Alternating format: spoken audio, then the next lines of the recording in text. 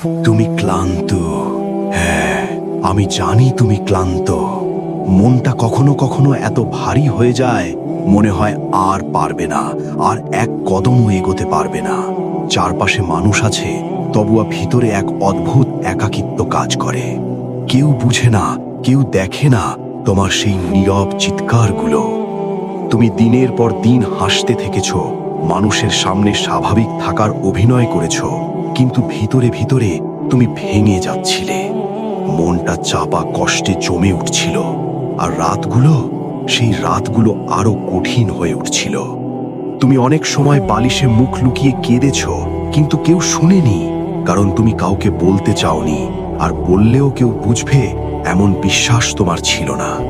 কিন্তু তুমি কি জানো, তোমার সেই নিঃশব্দ কান্না, তোমার বুকের ভেতরের ভার, যে দীর্ঘশ্বাস তুমি চেপে রাখো, সেগুলো একদম অদেখা থাকে না। মানুষ না দেখুক, মানুষ ভুল বুঝুক, মানুষ দূরে সরে যাক, কিন্তু আল্লাহ কখনোই তোমাকে এক মুহূর্তের জন্যেও একা ছাড়েননি। তুমি যেদিন ভেঙে পড়ে বলেছিলে, আর পারছি না, হাল ছেড়ে দেই, সেই কথাটাও তিনি শুনেছেন। তুমি যেদিন চুপচাপ কেঁদেছিলে, তোমার সেই কান্নার শব্দ তার কাছে পৌঁছে গেছে। তুমি এখনো ভাবছো, আমার দোয়া কি কবুল হবে? আমার কষ্ট কি শেষ হবে? আমার জীবনে কি শান্তি আসবে? হ্যাঁ, আসবে, কিন্তু আল্লাহর সময় মতো। তিনি যখন দেন, সবচেয়ে ভালোভাবে দেন, সবচেয়ে সুন্দরভাবে দেন।